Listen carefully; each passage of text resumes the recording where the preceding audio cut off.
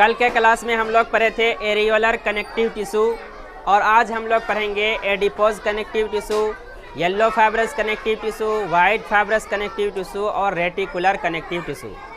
कितने तरह के कनेक्टिव टिश्यू थे जो कि कनेक्टिव टिश्यू प्रॉपर को कितने भागों में बांटे थे? 5। कनेक्टिव टिश्यू प्रॉपर या वास्तविक संयोजी ऊतक को 5 भागों में बांटे थे। पहला क्या था? Areolar connective tissue. दूसरा क्या था? Adipose connective tissue. तीसरा क्या था? White fibrous connective tissue. चौथा क्या था? Yellow fibrous connective tissue. और पांचवा क्या था? Reticular connective tissue. कल हम लोग एरियोलर कनेक्टिव टिश्यू के बारे में डिटेल से पढ़ चुके हैं। उसमें कौन कौन सा स्ट्रक्चर मौजूद है, प्रत्येक क्या क्या क्या फंक्शन है, मैट्रिक्स किसे कहते हैं, फाइब्रोब्लास्ट क्या है, रेटिकुलोसाइट्स क्या होते हैं, मास्ट सेल क्या होते हैं, इन सब के बारे में डिटेल से पढ़ चुके हैं। लेकिन आज हम लोग को पढ़ना है वसा संयोजी ऊतक या एडिपोज कनेक्टिव टिश्यू। क्या पढ़ना है आज? वसा संयोजी ऊतक या एडिपोज कनेक्टिव टिश्यू। वसा मतलब होता है चर्बी। क्या होता है?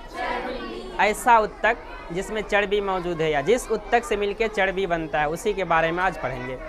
उसके साथ साथ और क्या क्या पढ़ना है? श्वेत तंतुमय ऊतक यानी कि white fibrous connective tissue, yellow fibrous connective tissue और ये रहा रेटिकुलर कनेक्टिव टिश्यू यानी जालवत संयोजी ऊतक।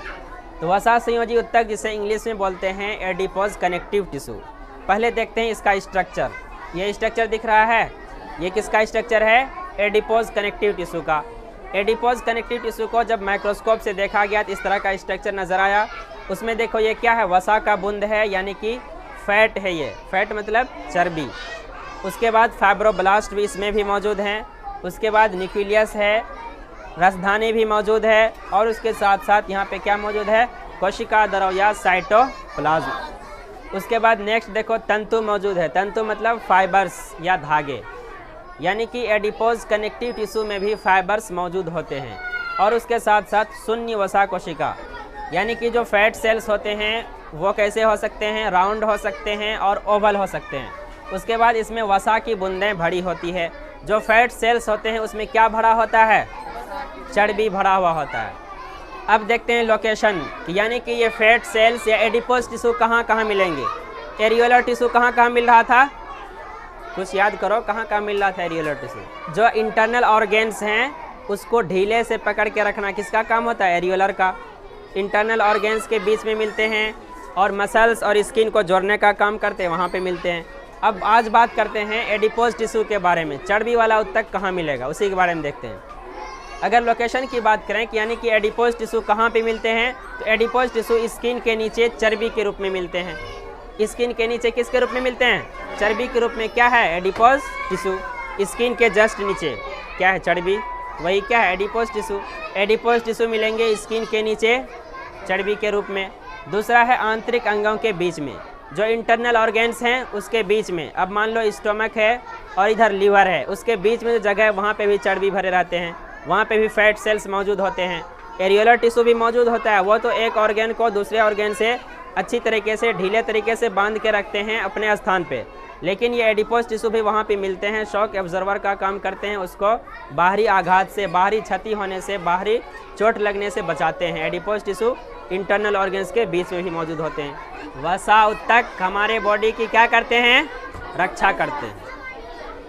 बाहरी चोट से रक्षा करते हैं कौन? Adipose tissue. एडिपोज टिश्यू हमें बाहरी चोट से रक्षा करते हैं, बाहरी चोट से बचाते हैं। एडिपोज टिश्यू का दूसरा क्या काम हो गया? ये ठंडी से क्या करते हैं? हमारी हिफाजत करते हैं, क्योंकि ये तापरोधक होता है।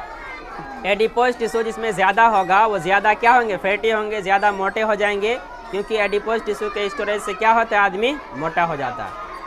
ये रहा ओवरऑल किसका फंक्शन? वसा संयोजी ऊतक या एडिपोज टिश्यू। नेक्स्ट क्या है? श्वेत तंतुमय ऊतक या वाइट फाइब्रस कनेक्टिव टिश्यू। 2 तरह का हो गया, एक एरियोलर खत्म हो गया, दूसरा एडिपोज टिश्यू खत्म हो गया। अब तीसरा है वाइट फाइब्रस कनेक्टिव टिश्यू। जो श्वेत तंतु में होते हैं, वाइट फाइब्रस कनेक्टिव टिश्यू होते हैं। वाइट फाइब्रस कनेक्टिव टिश्यू एक दूसरे के पैरेलल होते हैं और बहुत ही ज़्यादा घने होते हैं। इसमें जो है मैट्रिक्स बहुत कम मिलता है। जो वाइट फाइब्रस कनेक्टिव टिश्यू हैं उसमें मैट्रिक्स बहुत कम मिलता है, लेकिन कल हम लोग पढ़े थे एरियोलर कनेक्टिव टिश्यू, वहाँ पे मैट्रिक्स बहुत ज़्यादा मात्रा में मिल रहा था। मैट्रिक्स में कई तरह के सेल्स भी मौजूद थे, लेकिन उसके कंपैरिजन में यहाँ पे मैट्रिक्स बहुत कम मिल रहा है और उसके कंपैरिजन में कम तरह के सेल्स भी मौजूद हैं। अब देखते हैं इसका कार्य क्या होता है।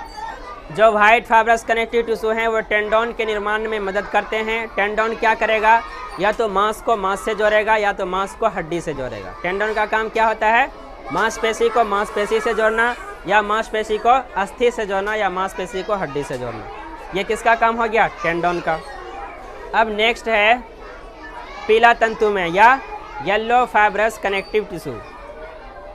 ज़्यादा मोटे होते हैं एरियोलर के पीले तंतु से। ये देखो मोटा मोटा है, तो कल पढ़े थे एरियोलर कनेक्टिव टिश्यू, उसमें भी था येलो फाइबर वाइट फाइबर था ना जी, ऐसे ऐसे करके बनाए थे जो 3 लकीर खींचे थे। एरियोलर टिश्यू में भी येलो फाइबर था, वाइट फाइबर था, लेकिन जो येलो फाइब्रस कनेक्टिव टिश्यू होते हैं इसके फाइबर्स एरियोलर टिश्यू के कंपैरिजन में क्या होते हैं, ज़्यादा मोटे होते हैं।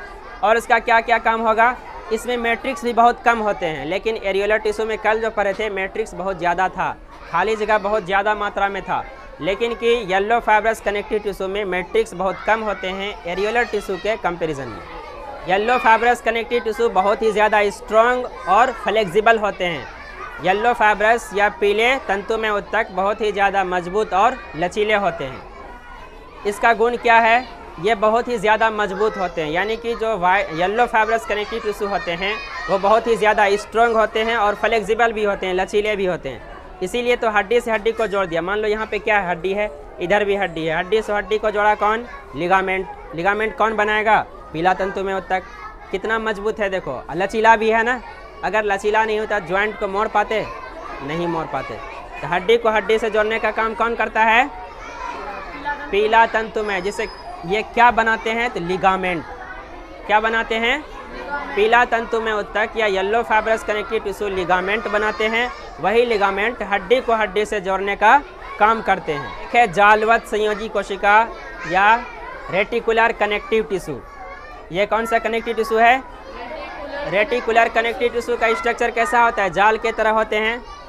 इसमें देखो जालवत कोशिका, जालवत मतलब जाल के जैसा, न्यूक्लियस मौजूद है, जालवत कोशिका है। अब प्रोटोप्लाज्मी प्रवर्ध, प्रोटोप्लाज्म मतलब होता है जीव द्रव। इसमें जो जीव द्रव मौजूद होता है वो इधर उधर बिखरे तिखड़े रहते हैं। ये देखो तारा बना दिया, इधर आ गया, कोई इधर आ गया, कोई इधर आ गया, कोई इधर आ गया। ये जो जीव द्रव बिखरे रहते हैं इसी को कहते हैं प्रोटोप्लाज्मी प्रवर्ध, साइटोप्लाज्मिक प्रोजेक्शन। साइटोप्लाज्मिक प्रोजेक्शन के कारण ही रेटिकुलर कनेक्टिव टिश्यू का स्ट्रक्चर होता है स्टार के जैसा, तारे के जैसे दिखते हैं ये स्टार लाइक सेल्स, यानी कि रेटिकुलर कनेक्टिव टिश्यू में तारे के जैसे सेल होते हैं। और इसका क्या काम है, प्रोजेक्शन ऑफ प्रोटोप्लाज्म। प्रोटोप्लाज्म के प्रोजेक्शन के निकले होते हैं, इसे कहते हैं प्रोटोप्लाज्मी प्रवर्ध। क्या कहते हैं, प्रोटोप्लाज्मिक प्रवर्ध। तो कहाँ मिलेगा ये, जो रेटिकुलर कनेक्टिव टिश्यू हैं वो स्प्लीन में मिलेंगे, लीवर में मिलेंगे और बोन मैरो हड्डी के बीच में होता है उसी में मिलेंगे। कौन, रेटिकुलर कनेक्टिव टिश्यू।